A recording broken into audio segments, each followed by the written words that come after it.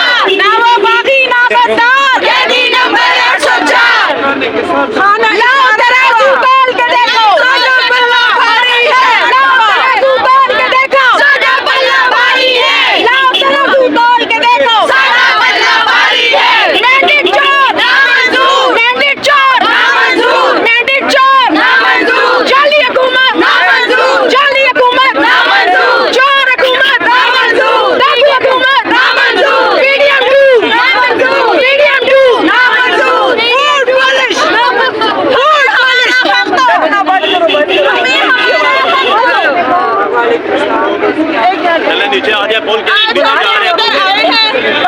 आज हम लोग यहाँ पर आए हैं हमारे मैंडेट के ऊपर डाका डाला गया है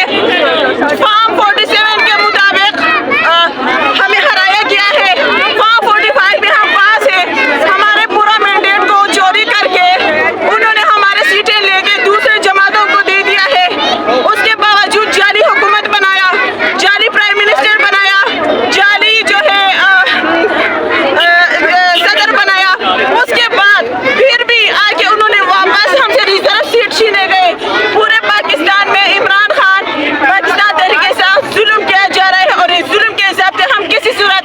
न मानेंगे न कबूल करेंगे और न हमें ये कबूल है हम अपना हक अपना मैंडेट हम लेके रहेंगे कैदी नंबर 804 ने जेल में बैठ के हरा दिया इनको वो जीत गया ये हार गए जेल में बंदा जीत गया और